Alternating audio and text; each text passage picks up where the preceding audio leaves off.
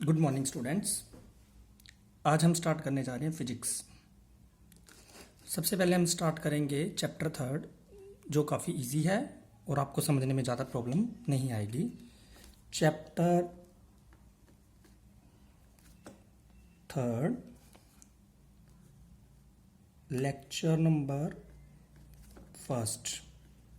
Chapter का name है motion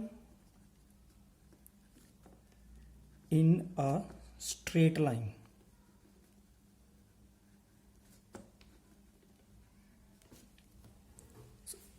ध्यान दें बच्चे, जो भी हम इस पे नोट करेंगे वो सारे का सारा आप कॉपी पे, अपनी पे फेयर कॉपी पे नोट करोगे। आपकी यही कॉपी जो है वो फेयर कॉपी होगी और आपने उसको अपने पूरा 1 साल अपने पास रखना है। तो अब हम चैप्टर स्टार्ट कर रहे हैं, motion in a straight line. सबसे पहले हम बात करते हैं कि व्हाट इज मोशन। तो हमें दो टर्म्स को डिफाइन करना है, rest and motion. First of all we will discuss rest. Rest क्या होता है? अगर कोई बॉडी, कोई ऑब्जेक्ट अपनी पोजीशन अपने सराउंडिंग मींस अपने आसपास की ऑब्जेक्ट्स के अकॉर्डिंग ना बदले, उसे हम कहते हैं rest.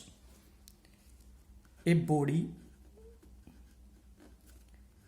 is said to be at rest if it does not change its position with respect to its surrounding, then body is said to be at rest. Now we define motion. अगर कोई object अपनी position अपने surrounding के according change कर रहा है तो हम कहते हैं कि बॉडी जो है वो किस में है? मोशन में है। A body is said to be in motion if it change its position with respect to its surrounding.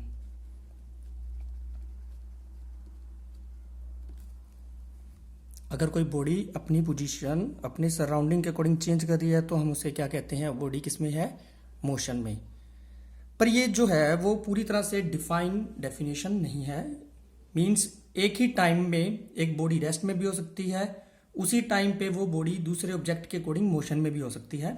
For example, इस टॉपिक को हम ऐसे डिफाइन करेंगे, rest and motion are relative terms, mean a body which is at rest with respect to some body, some surrounding या some body, कुछ भी लिख सकते हो आप, can be in motion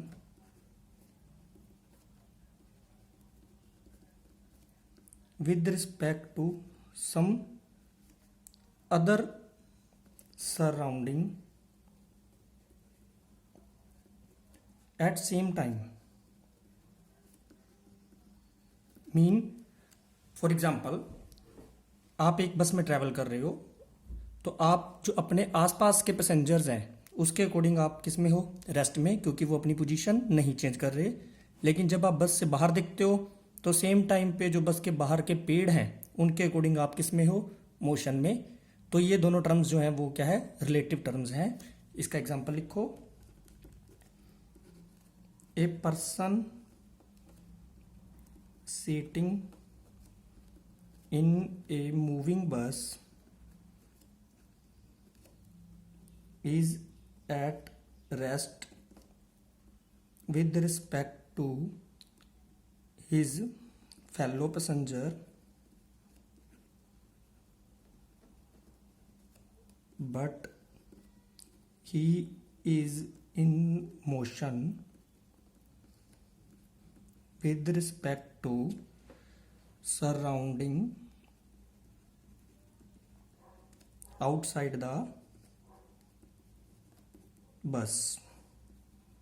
बस के बाहर वाले ऑब्जेक्ट्स के अकॉर्डिंग वो किस में है, मोशन में, लेकिन बस के फेलो पैसेंजर्स के अकॉर्डिंग वो किस में है, रेस्ट में। तो हम कह सकते हैं कि रेस्ट एंड मोशन है वो क्या है, दोनों रिलेटिव टर्म्स हैं। Note down all the topic.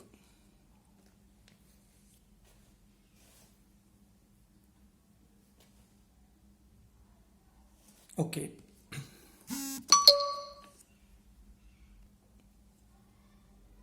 अब हम बात करते हैं मोशन के अकॉर्डिंग फिजिक्स की दो ब्रांचेस हैं, जिसमें फर्स्ट हम बात करते हैं डायनामिक्स। डायनामिक्स और सेकंड इज काइनेमैटिक्स। डायनामिक्स है study of motion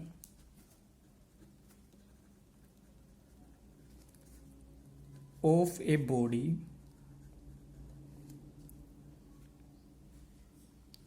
with its cause of motion taken into consideration, and second is kinematics.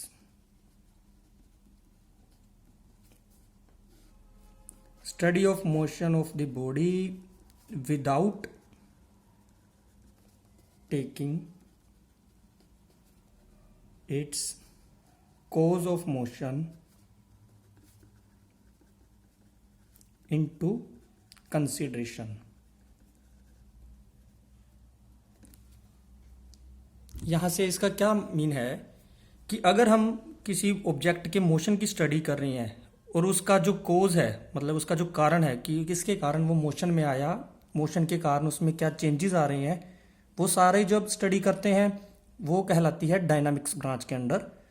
और अगर हम उसके कोज को इग्नोर कर देते हैं, काउंट नहीं करते, तो वो जो है वो किस ब्रांच के अंडर आता है, kinematics. Note it.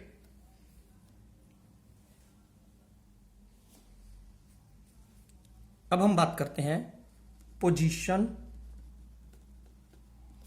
Of object.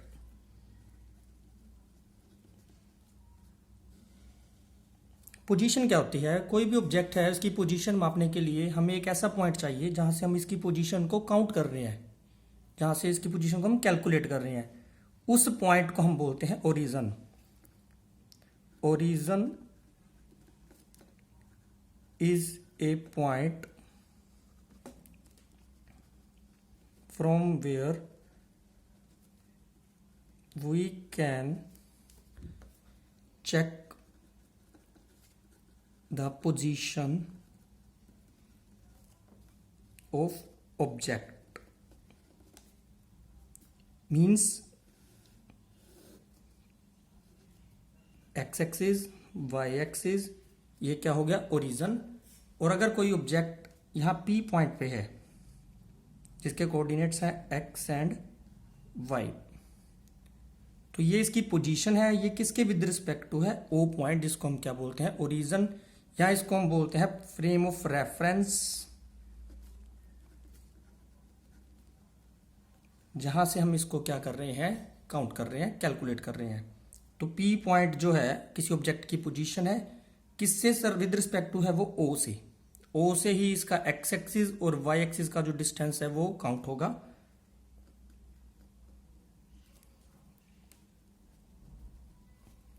तो ये है इसकी पोजीशन। अब हम बात करते हैं path length.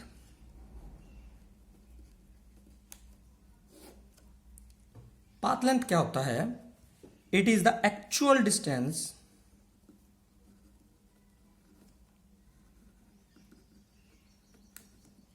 covered by body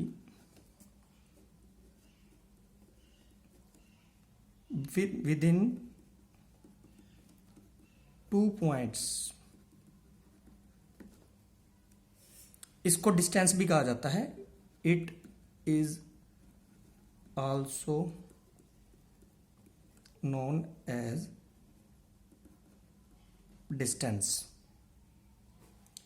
अभी इसमें डिस्टेंस कहा जाता है, इसके लिए हमें ये नहीं जरूरत होता कि जो बॉडी है वो किस डायरेक्शन में जा रही है, हमें सिर्फ ये पता होता है कि इसका मैग्नीट्यूड क्या है।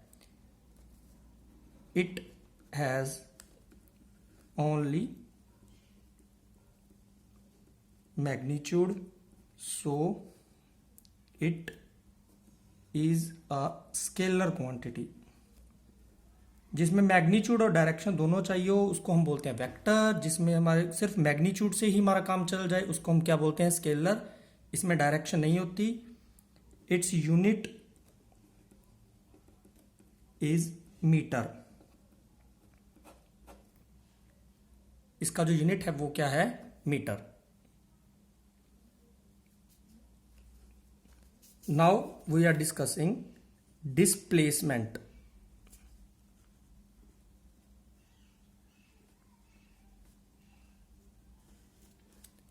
डिस्प्लेसमेंट क्या है? इट इज द शॉर्टेस्ट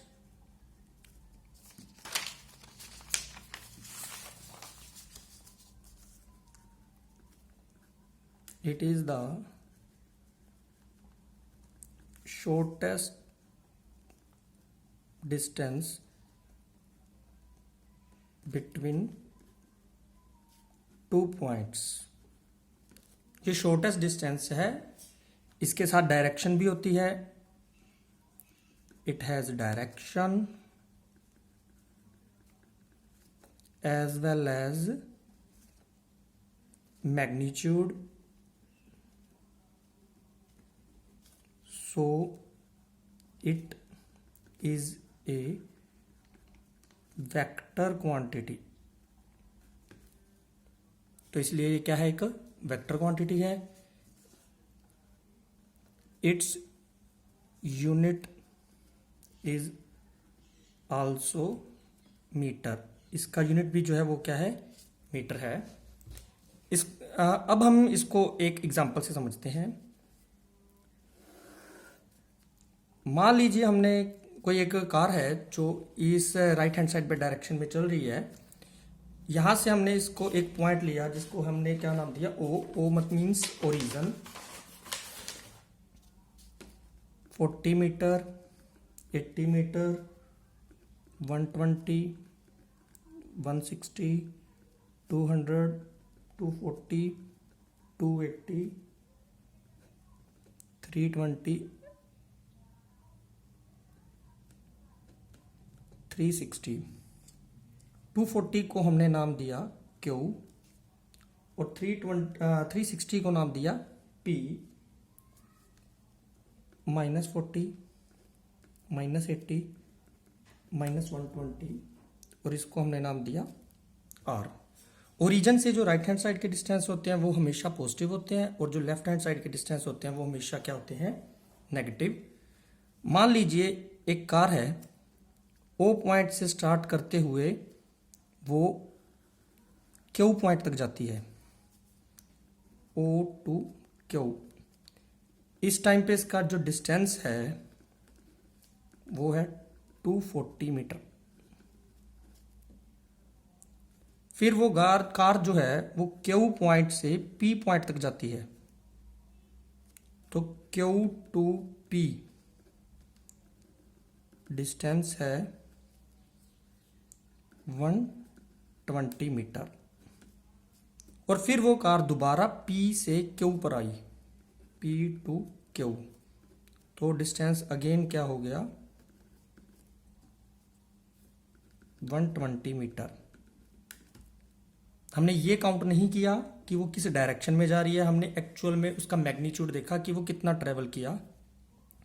तो ओवरऑल हमने जो ऑब्जर्व किया, O टू Q,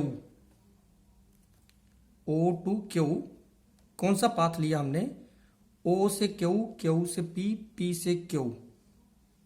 तो यहां गाड़ी पहुंच गई है, चली कहां से थी, वो O से। तो टोटल डिस्टेंस कितना कवर किया इसने,